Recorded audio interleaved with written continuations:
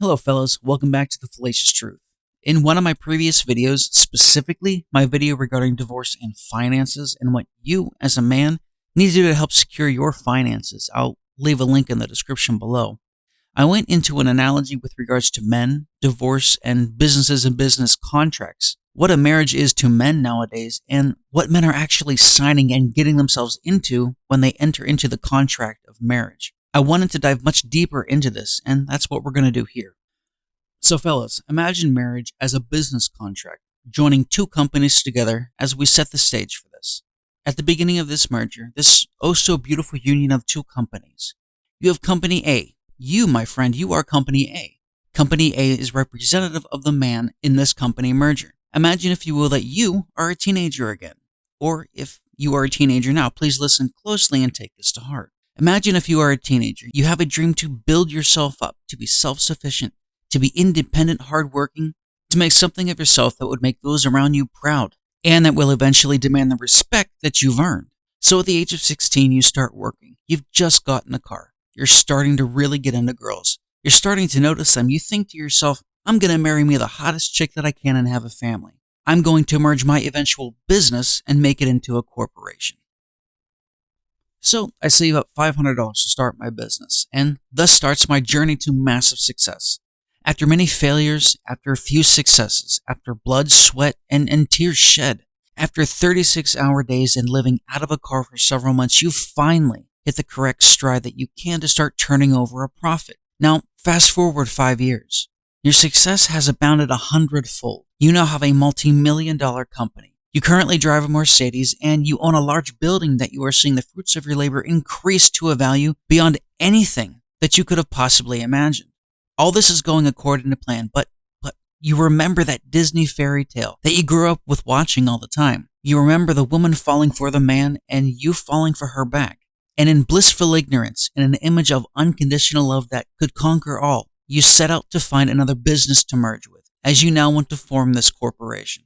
After some time of searching, you find a startup that really isn't interested in becoming a success on their own. Company B, as we're going to call her, she's a small company. She takes public transportation, and some years she turns over a profit, and other years she just breaks even.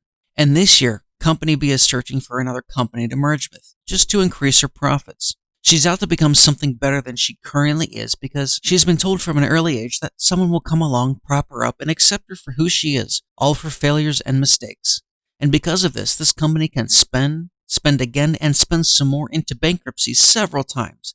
And all she needs to do is come back every so often, change the company name, and she'll get a new company to merge with, as she is always able to find another temporary company to take on the baggage from her other previous temporary mergers, and the permanent baggage from those temporary mergers that she now has. So Company A finds Company B, and Company B puts on the facade that she wants to grow together, that she wants to grow with Company A to create a much larger corporation, with the merger of her smaller company that she created by siphoning off of the other failed mergers over the past decade. You see, my friends, Company B isn't a real company, at least not really. Company B is a mirage. Company B is good looking on the outside, but is unorganized, is broken, and is but a former shell of herself when she had the ability to truly be successful and truly be fulfilled earlier on in her life. But you see, Company A doesn't see this. And through the facade that Company B puts on, Company A and B unite. So now we have Company A and Company B, and they formed a merger called AB Corporation. You see, now the assets of both companies A and B are now combined. Former Company B comes in with what little she has. Hell, former Company A even sells his Mercedes so he can drive a Ford, simply so that former Company B can drive a Toyota, so she doesn't have to take public transportation anymore. You know what? Former Company A restructures, refinances. Company A even tweaks things here, slashes things there, sacrifices from his former self for the good of the whole, for the good of the merger, for the good of this union that is supposed to last unconditionally, just like that Disney fairy tale. And you know what? It's supposed to come out stronger on the other end, stronger than ever before. So several months go by, and AB Corporation seems to be going well. Fast forward several years, and while you're doing your daily grind, working 80 hours a week for the benefit of the corporation, you suddenly become large enough that you want a sub-company. You want an offshoot of your corporation. So you take the necessary steps. She becomes pregnant, and 9 months later, you have a startup company that you need to grow into another successful business. You put in your time, your blood, and your sweat into this other business to make it grow successfully, all the while maintaining and growing your AB Corporation as well. Company B, as a part of the merger into AB Corporation, she helps here and there, but doesn't really do anything to increase the value of AB Corporation. And instead of devoting time, energy, and resources into the new startup to help it grow successfully, former Company B gets bored with the status quo. Former Company B becomes unsatisfied existing as this corporation. This corporation isn't a hot girl summer. Existing as a corporation doesn't give Company B excessive validation. It doesn't get her attention and at-a-go girls that she's used to. Unbeknownst to former Company A, former Company B puts out the feelers to see if she can find a different merger to form a different corporation. It starts out as something she thinks is innocent. She's simply looking for smaller investments into her former company on the side to temporarily prop her up. Meanwhile, you, former Company A, you're out there slaving for your corporation and your new startup company when all of a sudden, sometime down the road, you see that the corporation isn't returning the growth of profits. In fact, your corporation isn't even breaking even anymore. Not understanding what's going on, you start checking on the books. You start looking into the ledgers, the files. You start looking at the company bank account and the corporation's residence much, much more closely. And you, to your surprise, start to find some discrepancies. Funds don't seem to be where they should be, and part of the building that AB Corporation is in is being rented out, unbeknownst to you, by Company C. You see, you've never heard of Company C before. You see that funds are being slipped into Company C. You see that Company C is involved with corporate espionage, stealing trade secrets, assets, and more from your corporation AB. You go to the partner of your corporation and you ask her, what's going on here? This corporation I've destroyed myself in order to create isn't turning a profit anymore. We are losing money. We aren't turning a profit. There's no competition from another company for a similar product. It works so closely to what I've invested a patent in before we merged to get this corporation started. Nay, we are hemorrhaging money. Our books don't match. The company ledger has things edited. It has pieces missing. It has outgoing funds, trade secrets, and what makes our corporation that was once successful scratched out. What's going on here?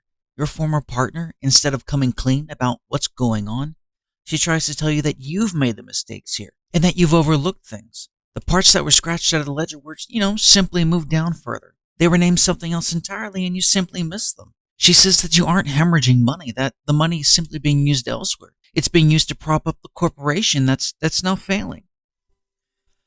But instead, what's really happening is she's manipulating the books. She's changing around the costs and expenses, and she's erasing what was on the ledger, so hopefully you don't see the expenditures going out to Company C. This company that she has broken the utmost precious of trust to be with, to prop up, to help dip in on the other side. Your corporation is now failing because of it. It cannot grow anymore. In fact, the only way to grow any further is to break this merger, to break this contract that was signed before the state. So you go to dissolve the union, this merger which was supposed to last to grow forever. You have to break this AB Corporation apart because any ounce of trust that you once had in your partner no longer exists. Your partner has utterly destroyed you, and you don't realize just how much until now. Because that contract that you signed to form this corporation, well, it had a few pages missing. You pledged your name, your life, your asset, past, present, and future into the merger of this corporation.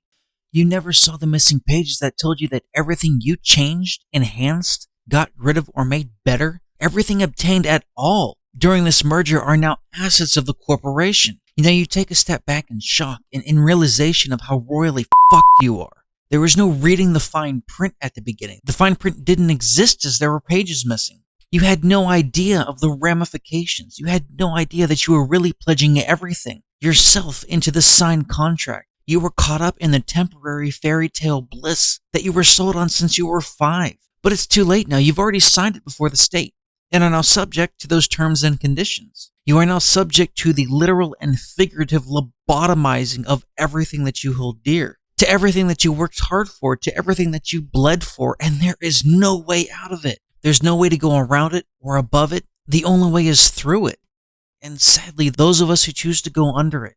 And when that path is chosen, my friend, there is no turning back. Thank you for joining me for part 1 of this 2-part series with regards to what marriage really is for a man and the fine print that you don't see until it's all said and done. I should have part 2 out here within the next 24 hours. It's already recorded. It just needs to be put together and then presented. So, like I said, I'll have this out soon. Thank you much. Take care and stay tuned. And as always, please like, share, and subscribe, especially if this has helped you out. I'd really appreciate it. Once again, take care.